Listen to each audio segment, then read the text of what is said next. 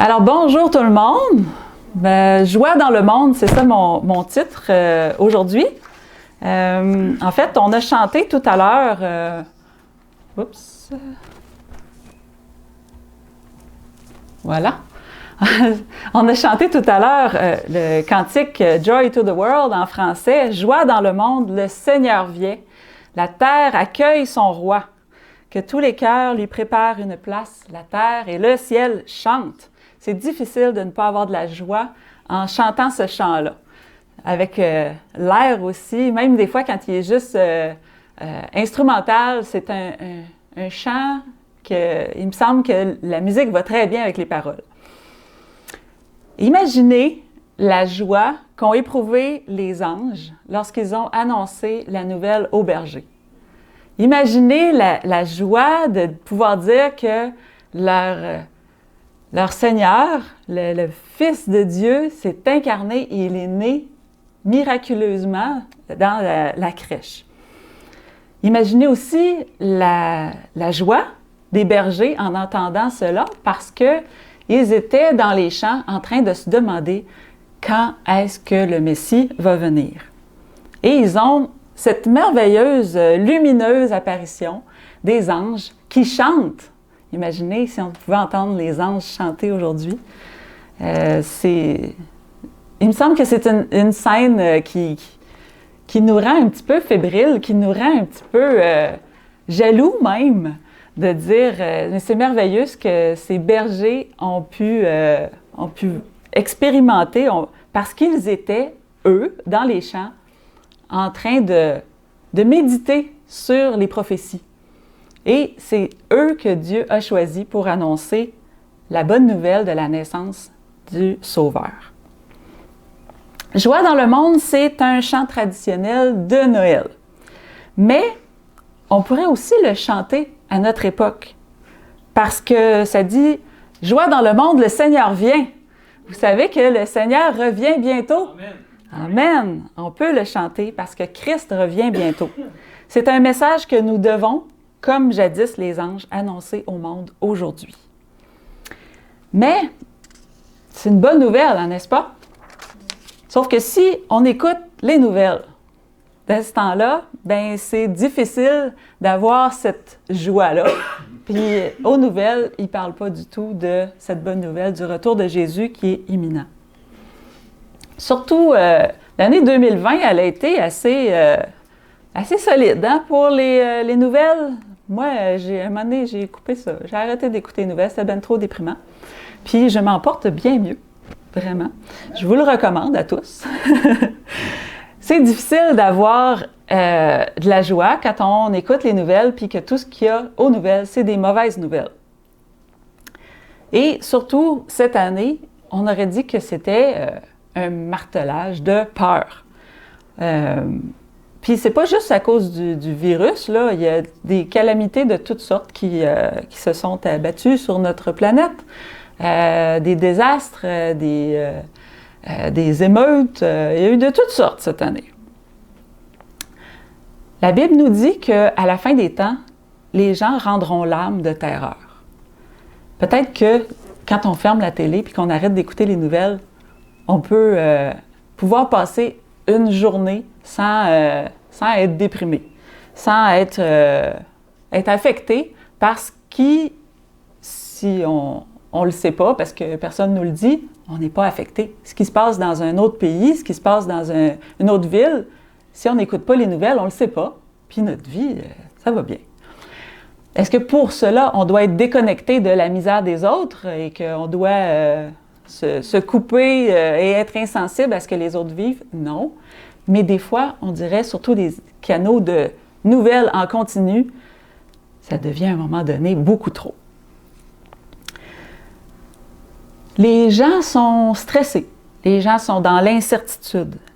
Surtout dernièrement avec les directives changeantes qui créent de la confusion, bien, si on n'a pas une base solide, on peut facilement être ébranlé.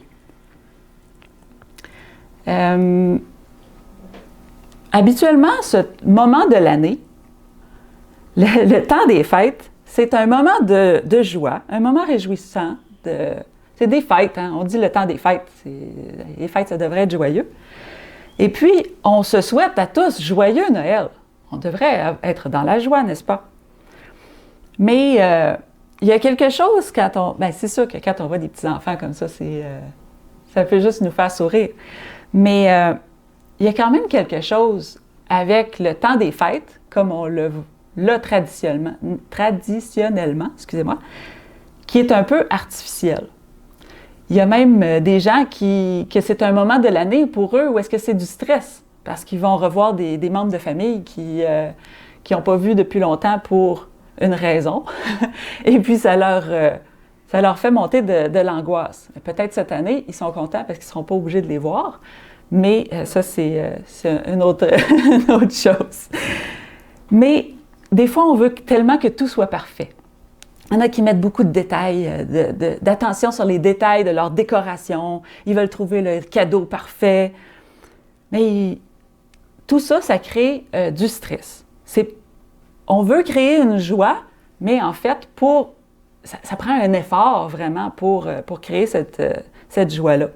Il y en a même qui vont s'endetter ils vont en avoir jusqu'au mois de juillet à rembourser leur carte de crédit pour tous les cadeaux qu'ils ont.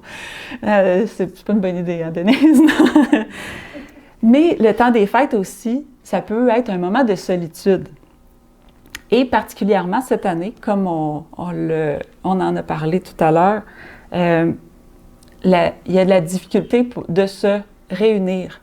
Parce que, dans le fond, le temps des fêtes, pour ceux qui sont chrétiens, ce qui est le plus important, c'est pas les cadeaux, c'est pas d'avoir des belles décorations, mais c'est vraiment d'être entouré des gens qu'on aime, puis de passer un bon moment ensemble. Puis, je pense que les difficultés de 2020 nous ont fait peut-être réexaminer ou réévaluer notre système de valeurs. Nous a peut-être fait recentrer aussi sur les choses qui étaient importantes dans notre vie. Puis, dans le fond, là, ça, c'est une photo que j'ai trouvée sur Internet d'un Noël traditionnel, dans le fond, avec les familles qui sont ensemble, puis il y a de la joie. Mais cette année, ce ne sera pas... là, il y a trop de bulles là, qui viennent ensemble. Là. Alors, qu'est-ce qu'on fait? De la joie dans le temps des fêtes, quand on est en moment de pandémie comme ça. Eh bien, il y en a qui à cause de l'atmosphère qu'on a présentement au Québec, ont décidé de contourner un petit peu les règles et de fuir un petit peu dans les pays chauds. Et puis d'aller se retrouver en famille là-bas. Parce que certains endroits qui le permettent un petit peu plus qu'ici. Et aussi parce que tant qu'à se rencontrer avec des étrangers, pourquoi pas tous aller à la même place et pouvoir se voir. Alors la fuite vers le soleil, c'est peut-être le symptôme un peu d'un climat lourd ici. Pas juste d'un climat froid. Mais la paix et la joie qu'on peut retrouver dans ces moments-là, que ce soit dans le sud ou que ce soit dans nos maisons, est-ce que c'est une paix et une joie dont nous parle la Bible? Ou si c'est la paix et la joie du monde? Parce qu'on ne peut fabriquer la joie véritable. Elle dépend plutôt de nos pensées et de ce qui nous préoccupe, donc ce qui occupe nos pensées. La joie dont parle la Bible est plus qu'une émotion, plus qu'un feeling temporaire. La joie, c'est une bénédiction et un privilège dans notre marche avec Dieu, dans notre expérience spirituelle, mais malheureusement, beaucoup la négligent. Pouvons-nous être constamment dans la joie? Parfois, on fait face à des deuils, des séparations, de la solitude, la maladie, la perte d'emploi, l'insécurité, le stress, l'angoisse. Vous pouvez rajouter à la liste tout ce que vous voulez. Est-ce qu'on est joyeux à ce moment-là? Et même si ça ne nous arrive pas à nous, si ça arrive à quelqu'un qu'on aime, est-ce qu'on peut être dans la joie lorsque quelqu'un a de la peine? Devrions-nous être insensibles à la peine des gens autour de nous? La Bible nous dit pleurer avec ceux qui pleurent. Même Jésus, vous savez, pleura un jour sur Jérusalem. Vous savez que c'est le verset le plus court de la Bible. Jésus pleura. 2 mots. Mais la Bible se contredit-elle lorsqu'elle dit « Soyez toujours joyeux et pleurez avec ceux qui pleurent ». La joie serait-elle plus que rire, sourire, avoir le goût de danser et de chanter? Vous savez, certains ont la joie plus facile que d'autres, de par leur tempérament. Je me disais cette semaine, probablement que Alain aurait pu faire cette prédication-là beaucoup plus facilement que moi. Parce que Alain, il est toujours rempli de joie, je sais pas, il est jovial. Mais en tout cas, ce qu'on voit le sabbat, peut-être parce que c'est une journée spéciale, souvent, t'es animé de joie.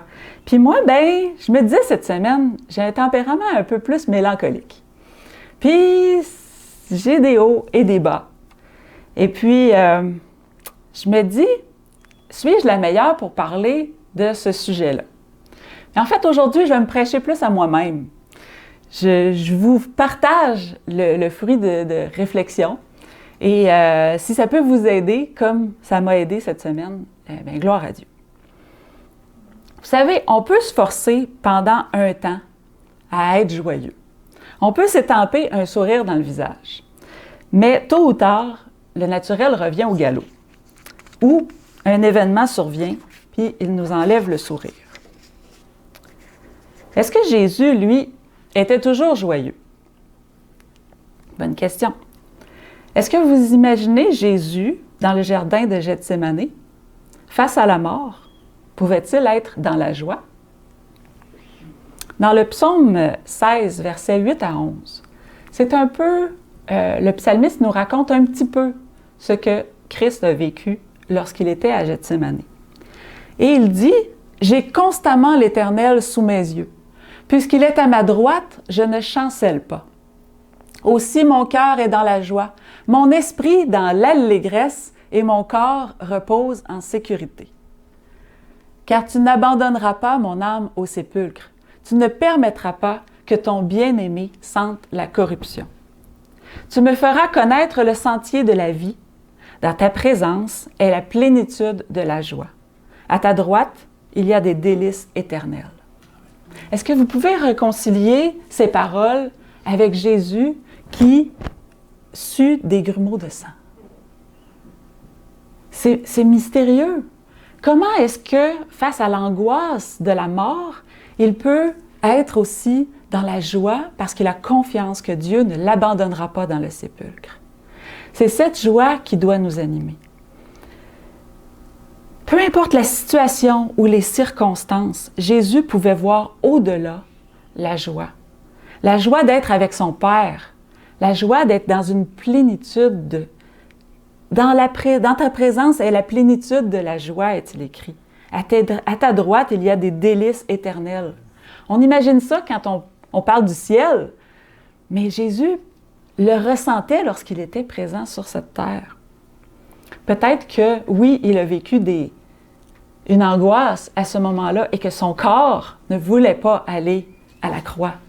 Mais dans sa tête, qu'est-ce qui le fait dire « non pas ma volonté, mais la tienne » ?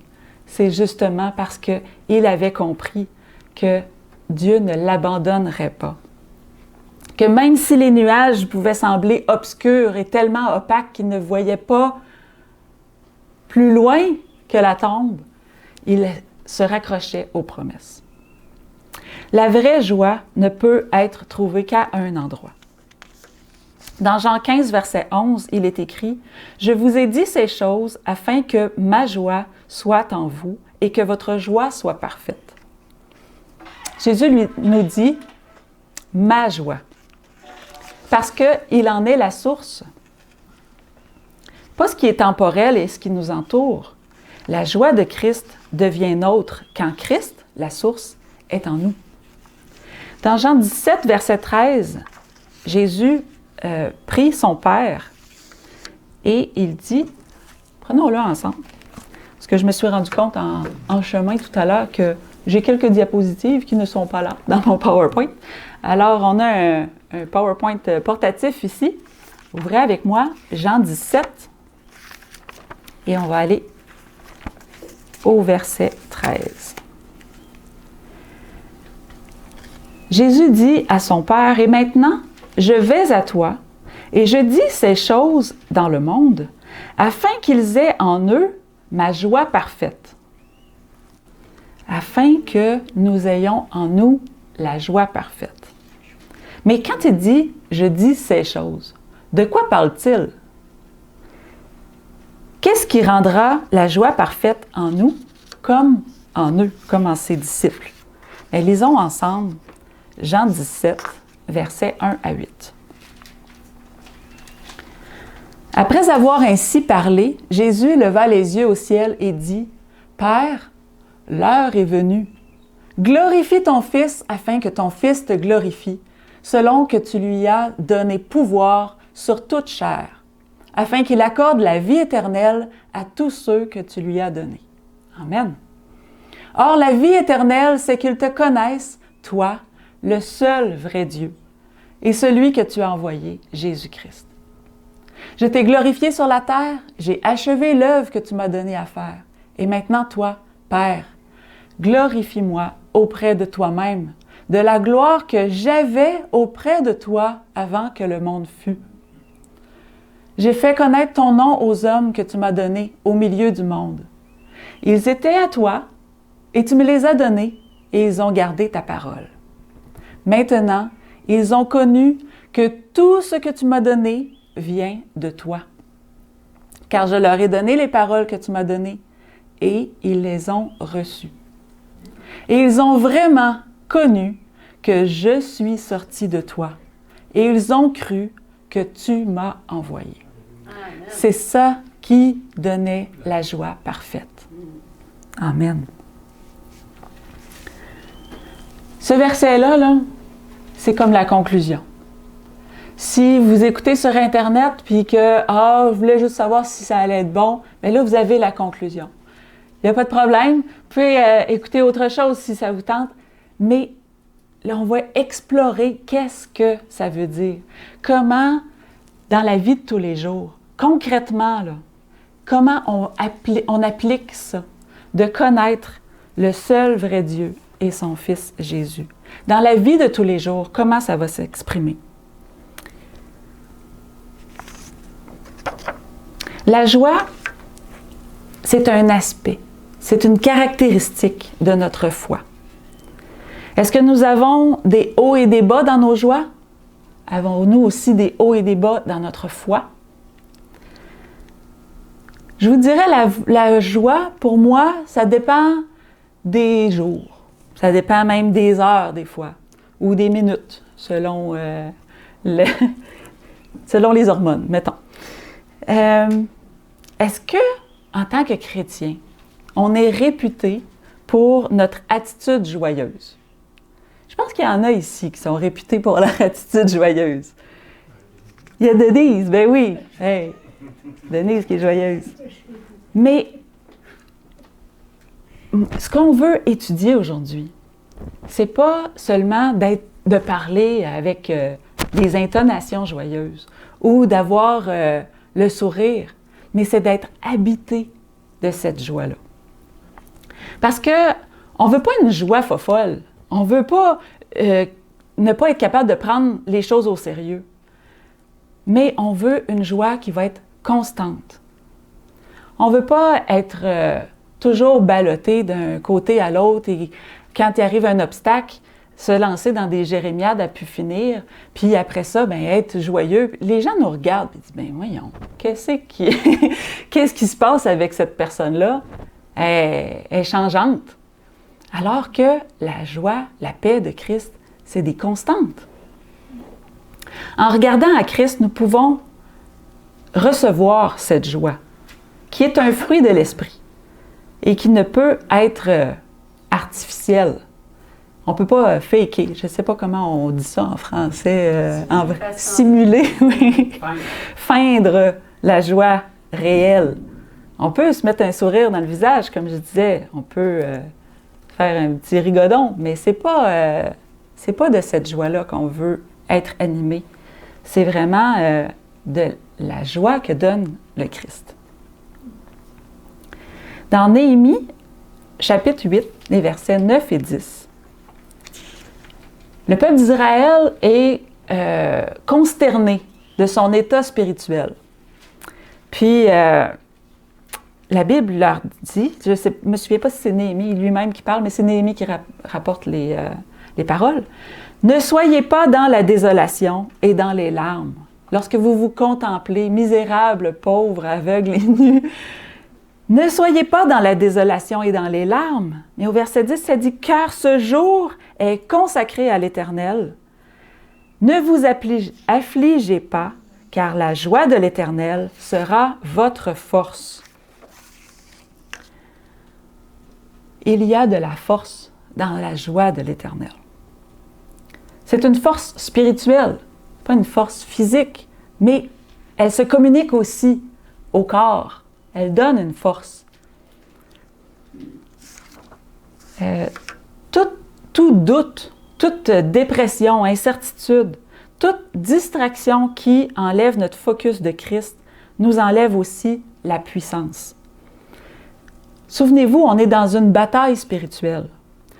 Dieu nous donne une arme, la joie.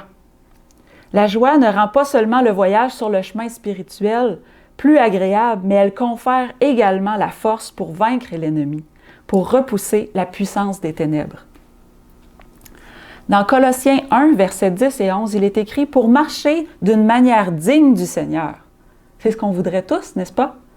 Et lui être entièrement agréable, portant des fruits en toutes sortes de bonnes œuvres et croissant par la connaissance de Dieu, fortifié à tous égards par sa puissance glorieuse, en sorte que vous soyez toujours et avec joie, persévérants et patients. Notre façon de voir les obstacles influencera grandement le résultat de la lutte. Sa force est liée à la joie. Jésus nous l'a dit dans le psaume 16 tout à l'heure, on l'a lu. Dans la présence de Dieu, il y a la plénitude de la joie. Et à l'inverse, en l'absence de Dieu, donc dans la présence de Satan, il y a absence de joie. Satan déteste la vraie joie. C'est pour ça qu'il nous amène des petites joies spontanées et éphémères, des petits bonheurs un peu superficiels, pour berner un peu nos sens, parce que sinon, on serait tous déprimés tout le temps. Puis il faut qu'il comble ce manque de joie véritable par quelque chose d'artificiel. Dans Deutéronome, chapitre 28, les versets 45 et 47, il est écrit « Toutes ces malédictions viendront sur toi. Elles te poursuivront et seront ton partage jusqu'à ce que tu sois détruit. » Pas joyeux, n'est-ce pas? « Parce que tu n'auras pas obéi à la voix de l'Éternel ton Dieu. Parce que tu n'auras pas observé ses commandements et ses lois qu'il te prescrit. » D'où le texte dans Néhémie, quand le peuple est découragé, puis il se met à pleurer à la lecture de tout ce que Dieu demande et qui est dans la loi. Mais relevez vos têtes. Voyons, excusez-moi. Est-ce que je l'ai mis? Ça disait d'être dans la joie. Voyons, j'aurais pas dû retourner dans mon texte. J'ai dû le mettre de l'autre côté. Ah oui, c'est ça. Donc, il y a la force d'Éternel sera notre force. Alors, quand on se regarde et qu'on regarde la loi, on se dit, mais il n'y a pas d'espoir. Mais au verset 47, il est écrit, « Pour n'avoir pas, au milieu de l'abondance de toutes choses, servi l'Éternel ton Dieu avec joie et de bon cœur. » C'est ça qui arrive quand on essaye de faire la loi par nos propres forces. C'est difficile. Alors, on n'est pas dans la joie, puis on n'est pas toujours de bon cœur. J'ai déjà entendu quelqu'un dire « Je suivrai l'Éternel, même si ça va me tuer. » Ouais. C'est pas... Hey! On dirait qu'il essayait de se convaincre. Oui. C'est une attitude amère, un peu, qui nous entraîne vers la défaite. Le peuple, ici, est averti par Dieu qu'ils auraient des malédictions pour n'avoir pas servi Dieu avec joie. Parce qu'on peut servir Dieu avec un état d'esprit complètement mauvais et être misérable en le faisant. Et pourtant, on aura une apparence d'obéissance. La présence de Dieu est une force. C'est pourquoi on ne doit pas prétendre être joyeux. Se forcer à sourire quand tout à l'intérieur est en deuil n'amène pas de force. La joie doit être vraie, doit être intérieure. La vraie reconnaissance que la présence de Dieu, la présence de son Fils Jésus par son Esprit, produit vraiment une joie véritable qui peut être expérimentée par nous. Ce n'est pas une pièce de théâtre. C'est vraiment quelque chose que Dieu veut mettre dans notre cœur, quelque chose de durable. Dans 1 Thessaloniciens 5, verset 16, il est écrit « Soyez toujours joyeux ». C'est comme un commandement qu'il nous donne, une recommandation, probablement.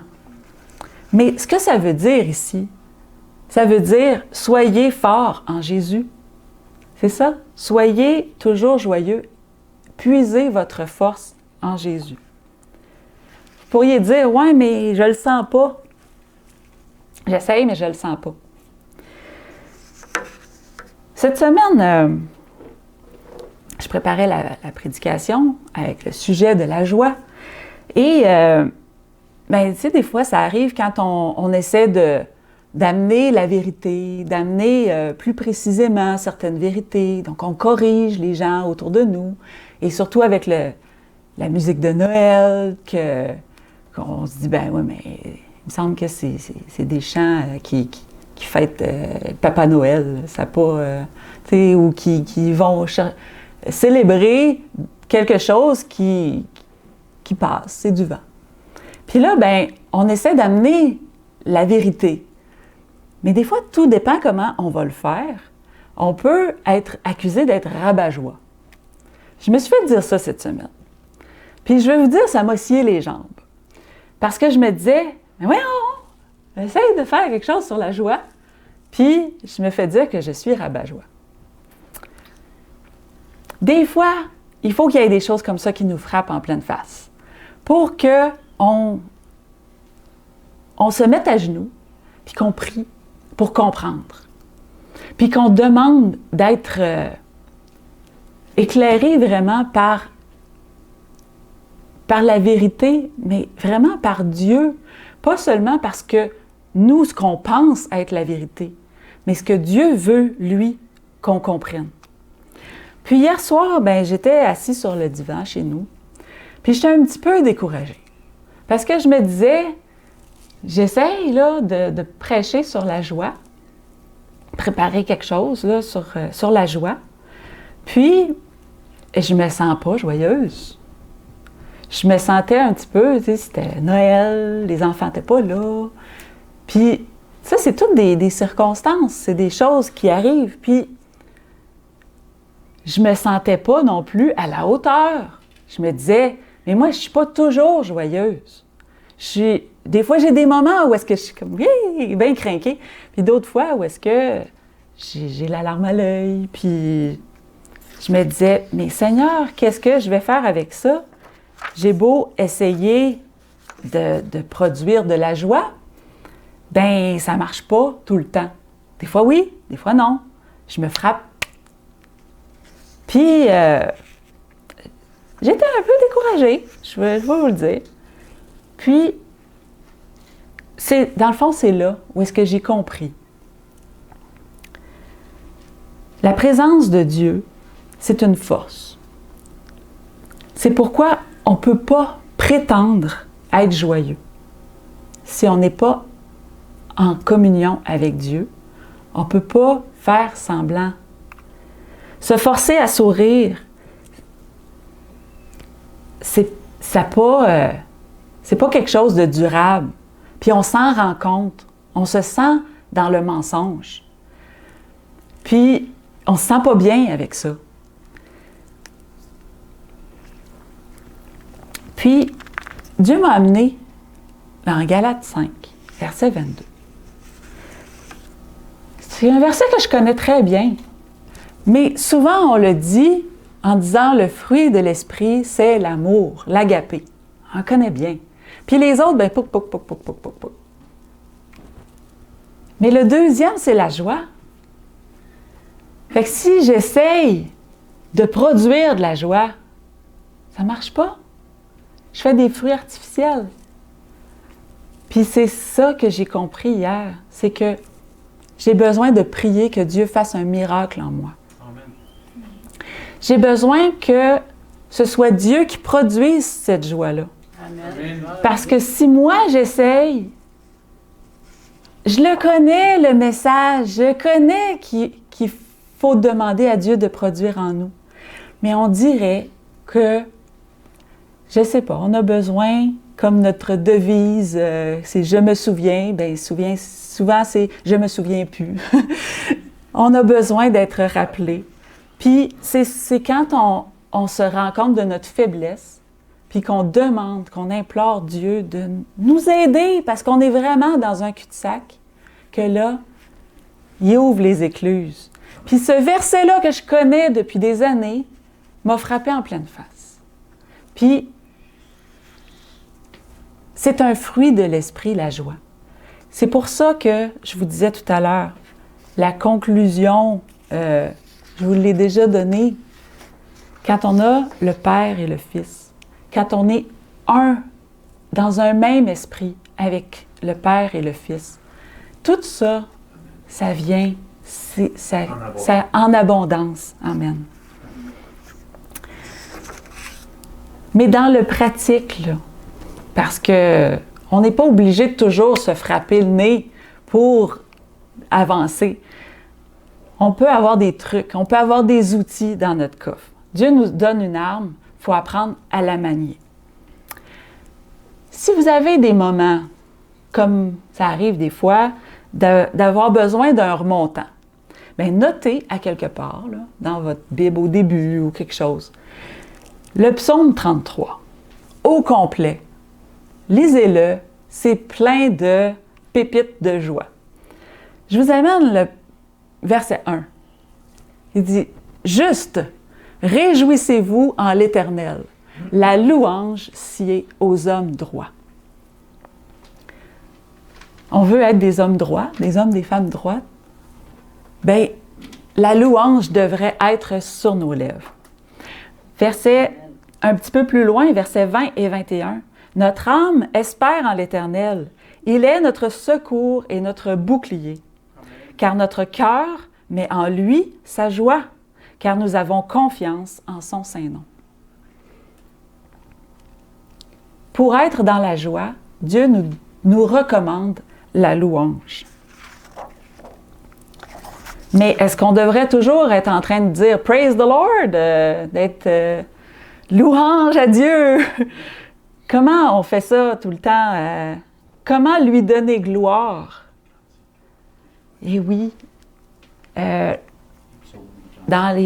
apprenons des psaumes. Si on est capable d'apprendre des chansons de Noël insipides, on est sûrement capable d'apprendre des cantiques, n'est-ce pas?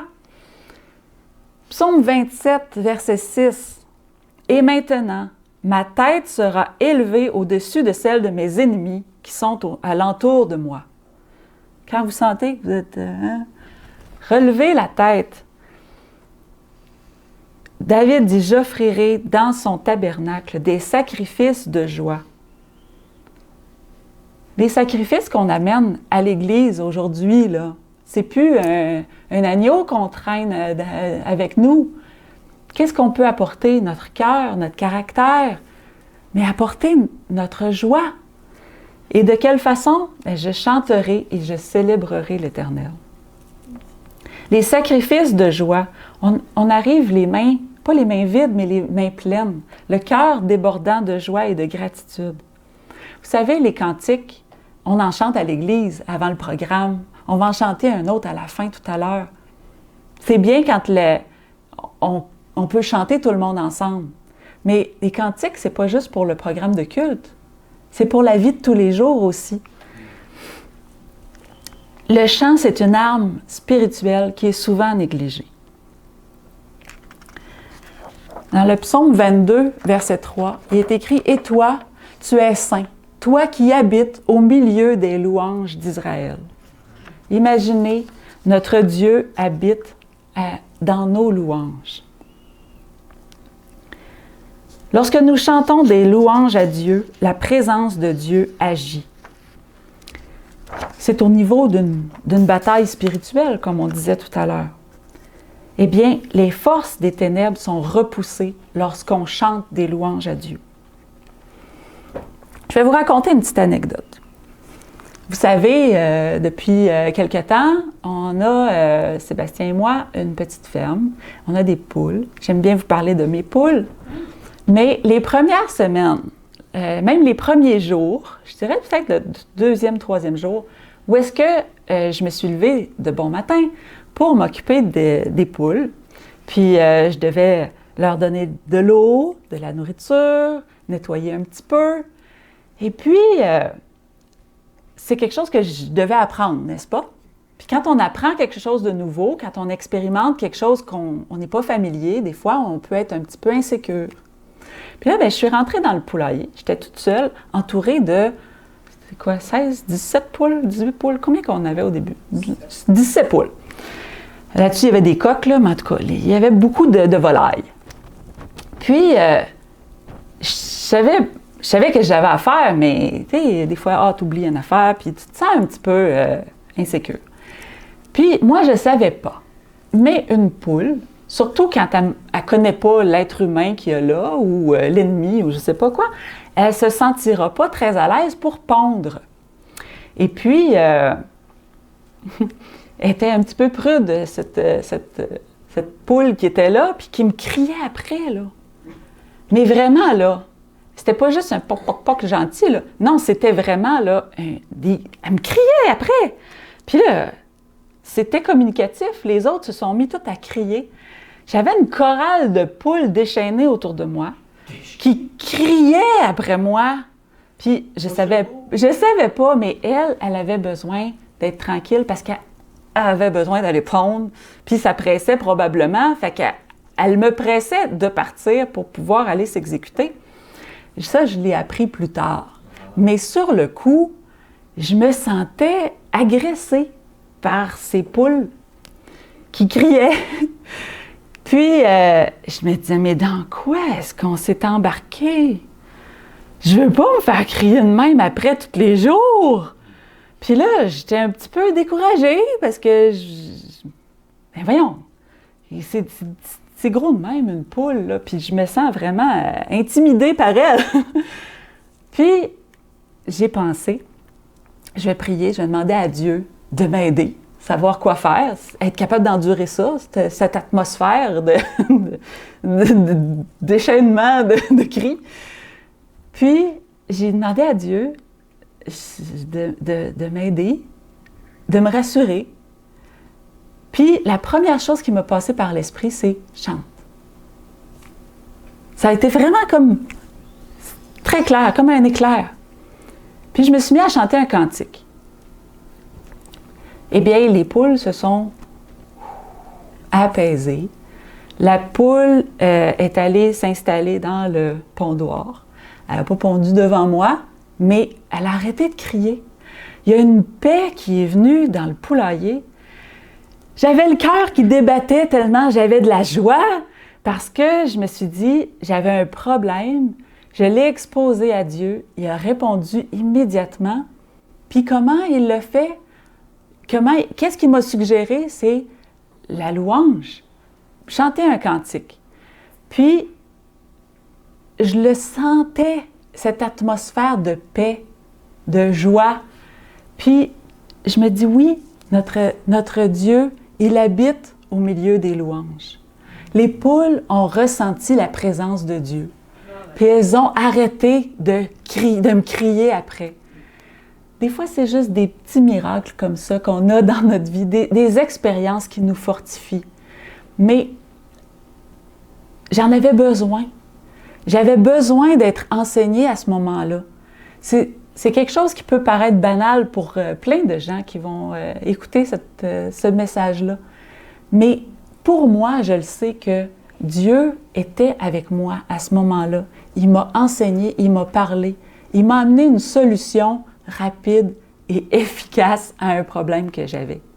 Puis il est toujours prêt à répondre à chacune de vos prières aussi. Lorsque vous sentez les ennemis qui vous assaillent et qui vous crient après vous et qui sont trop nombreux,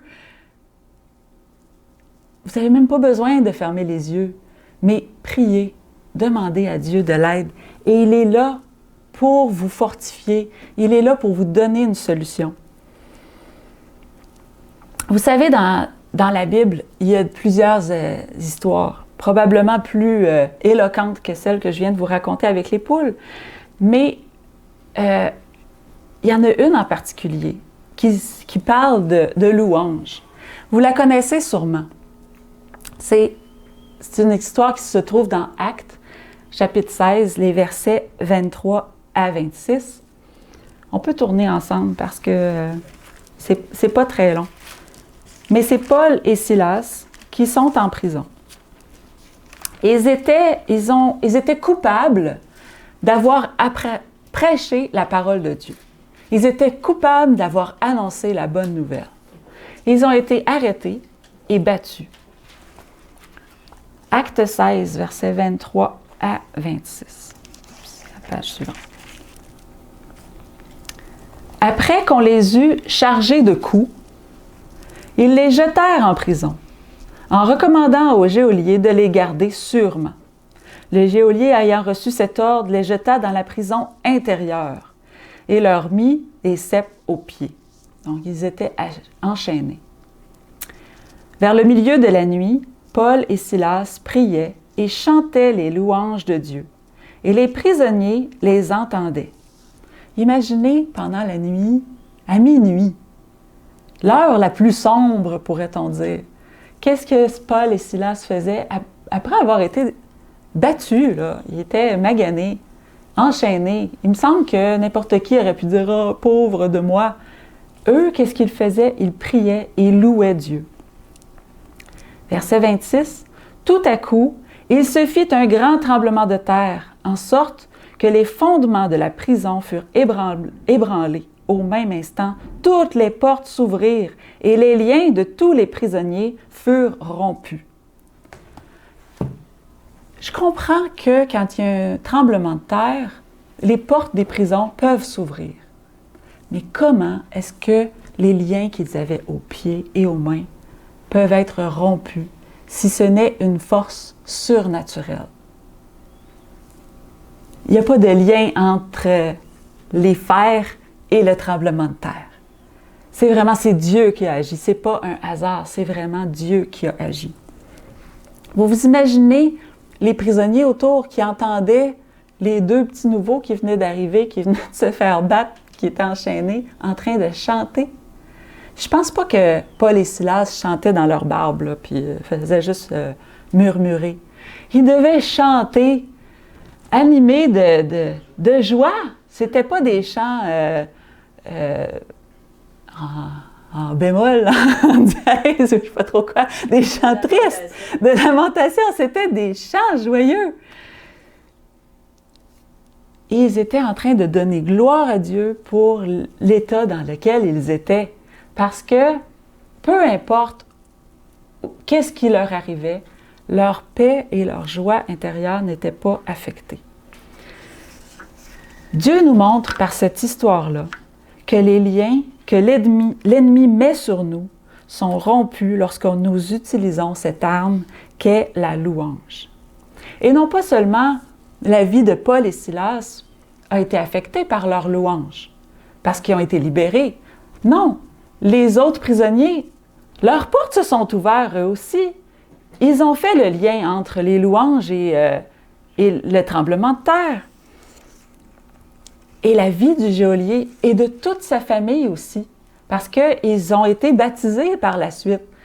Imaginez, à cause d'un moment où est-ce que deux fidèles disciples se mettent à chanter, il y a une bénédiction qui arrive. Un événement super naturel, surnaturel, qui, lorsqu'ils se sont mis à chanter, ça a shaké, pas juste la terre, ça a shaké le royaume des ténèbres également. Il y a une autre histoire qui se trouve dans l'Ancien Testament, qui se trouve dans 2 Chroniques, au chapitre 20, les versets 20 et 22. 20 à 22. Tournons ensemble dans 2 Chroniques. Ça, c'est après les rois.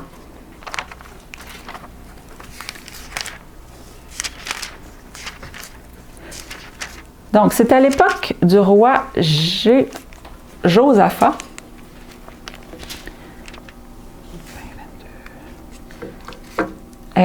Lorsque c'était les fils de Moab, on peut lire ça, verset 1.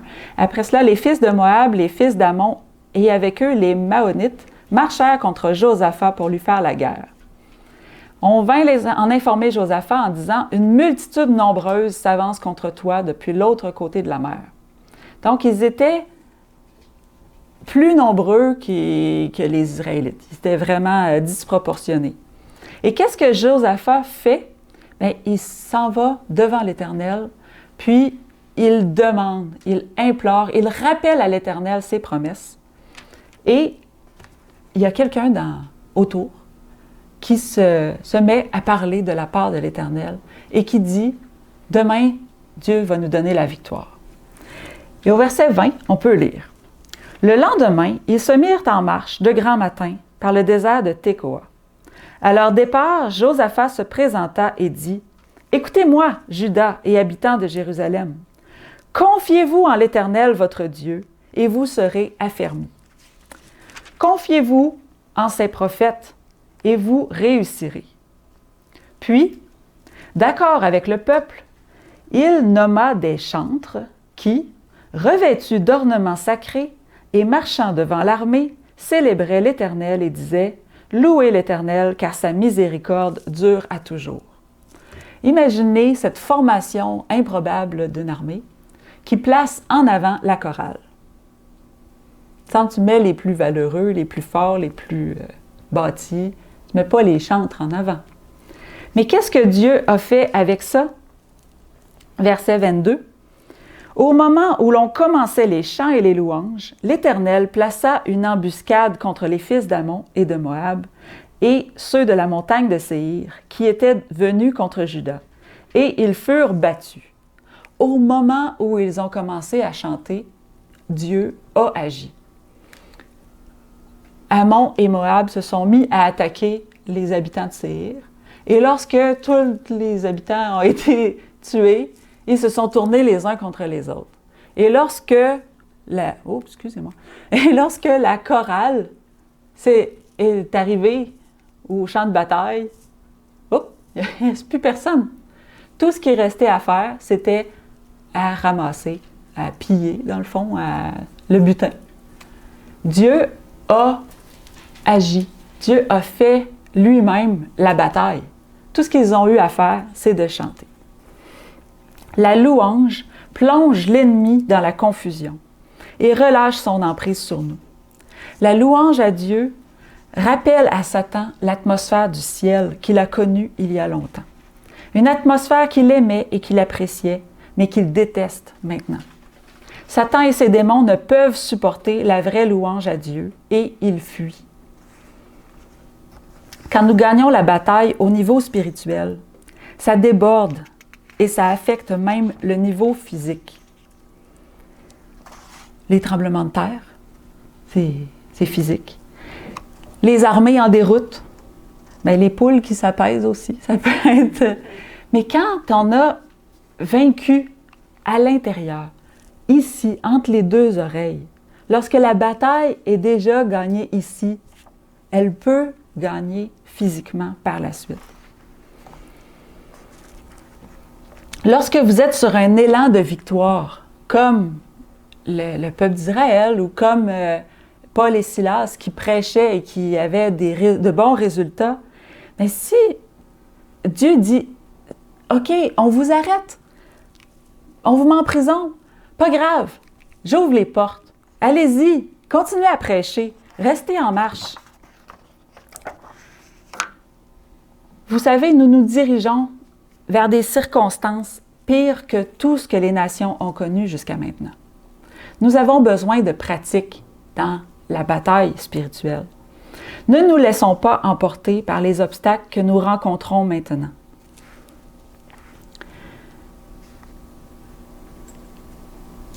Dans les bienfaits, on a vu la délivrance, mais on a vu aussi des promesses dans le Proverbe 17, verset 22. « Le cœur joyeux fait du bien à la santé, mais un esprit abattu dessèche les os. » Dieu nous promet que quand on entre dans cette joie, c'est pas juste qu'on va avoir des victoires et on va être libéré du mal, on va aussi être en santé. Un cœur joyeux est un bon remède. Un esprit abattu dessèche les os. Moi, je m'étais souvent demandé quand j'étais plus jeune, qu'est-ce que ça voulait dire, ça dessèche les os, on va se mettre à ratisser, on va casser, c'est quoi que ça veut dire? Et puis, quand j'ai fait mon cours en microbiologie, puis on a vu dans les cellules de l'immunité, à quel endroit nos cellules immunitaires, nos globules rouges, ceux qui voyagent notre oxygène pour que nos muscles soient forts, où est-ce qu'ils naissent? Dans la moelle, dans les os.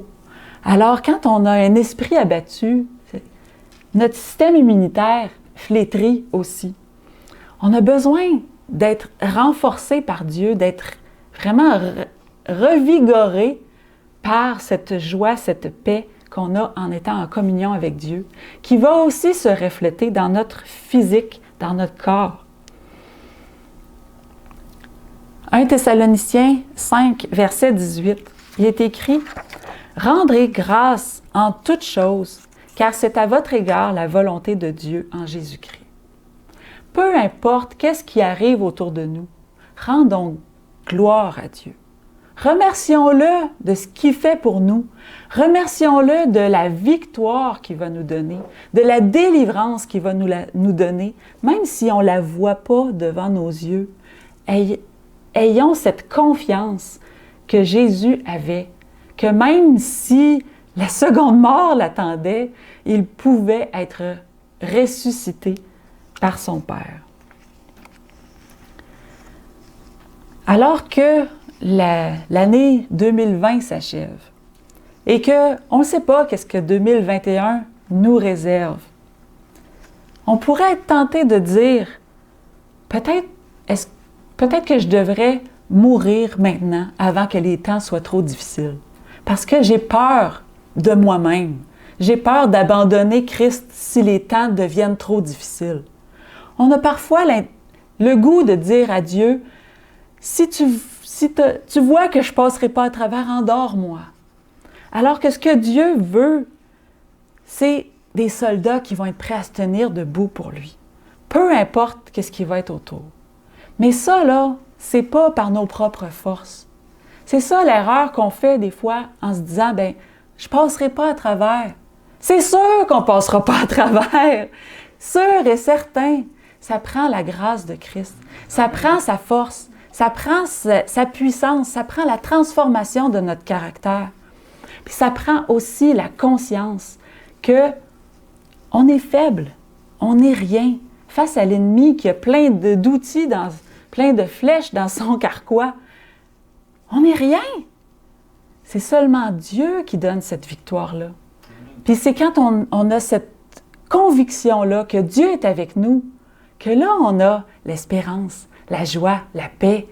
Tous les autres fruits de l'Esprit peuvent s'exprimer lorsqu'on est en communion avec notre Père céleste.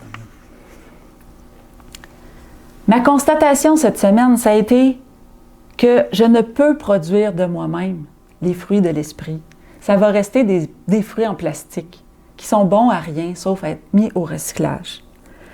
Mais quand on peut contempler les bienfaits de Dieu, peu importe les circonstances, se rappeler les bienfaits de Dieu, Peut-être des fois, oui, il va nous en arriver des choses difficiles à vivre, mais quand il va nous arriver quelque chose de difficile, si on connaît bien le chant « Compte les bienfaits de Dieu », c'est un chant qui est très entraînant et joyeux et qui nous parle de peu importe la situation, compte les bienfaits de Dieu, et ils sont nombreux. Prenez-les en note si vous avez tendance à oublier, et écrivez-les, les miracles que Dieu fait en vous, afin d'être capable de vous les rappeler. Cette semaine, pendant la soirée de prière, on parlait de l'intercession. Puis, je me disais, il y a tellement de gens qu'on a connus, puis qu'on a déjà prié pour cette personne-là, mais on oublie à un moment donné de continuer à prier. On ne persévère pas dans cette prière-là.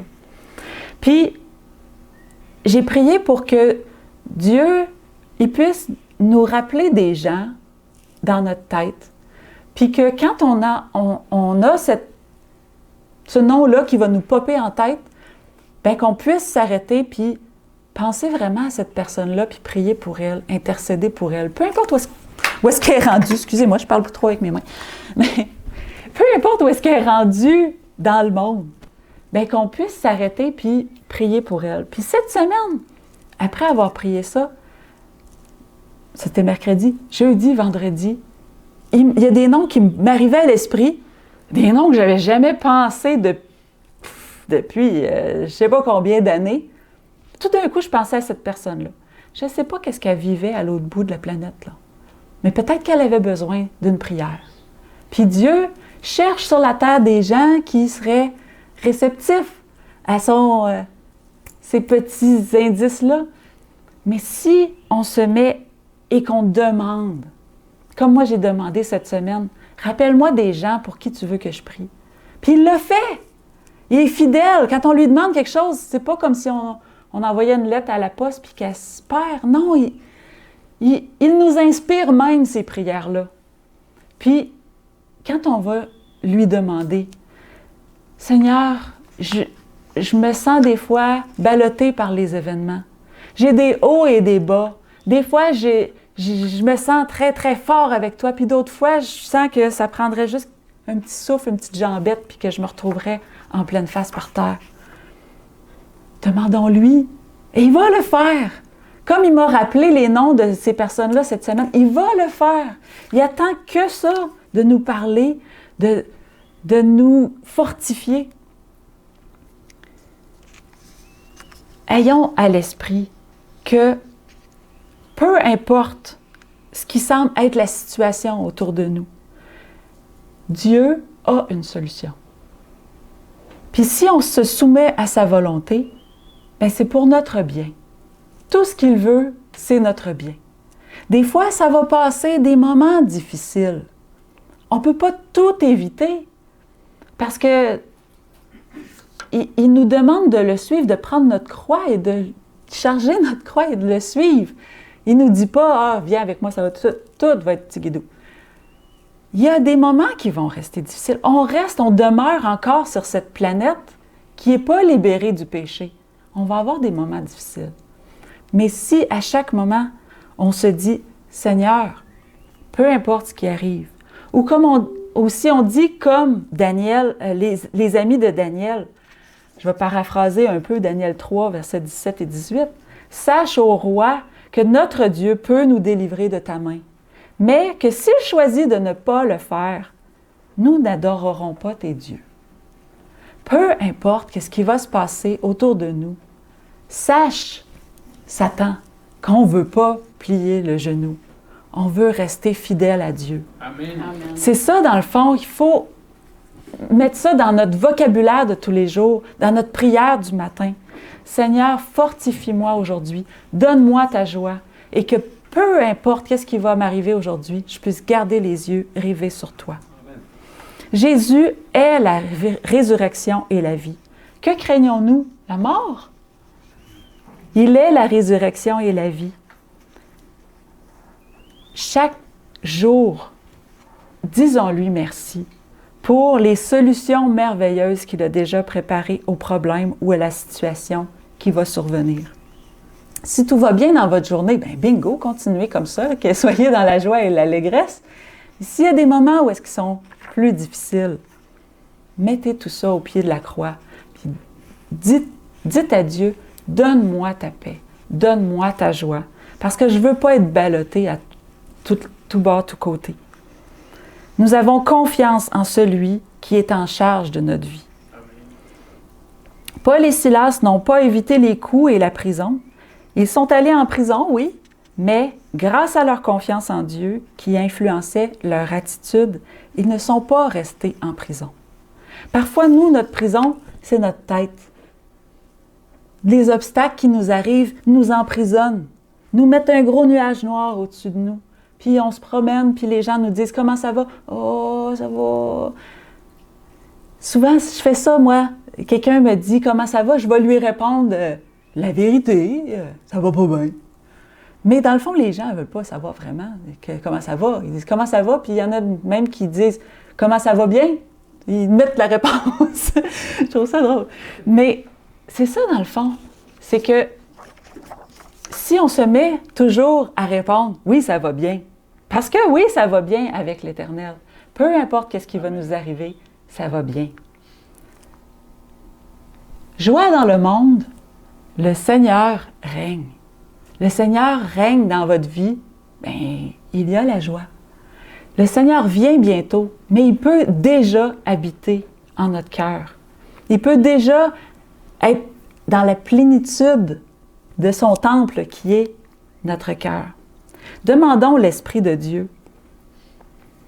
Dans Jean 16, comme on l'a lu tout à l'heure au début, avant la prédication, Jean 16, versets 21 à 24, Jésus nous dit « Demandez et vous recevrez, afin que votre joie soit parfaite. » Demandons l'Esprit de Dieu, qu'il habite en nous. Notre joie sera parfaite. Peu importe ce qui peut se passer autour de nous, peu importe que le monde s'écroule, si on est unis avec Christ, si on est vraiment un avec lui par son esprit, il n'y a plus rien qui peut nous ébranler.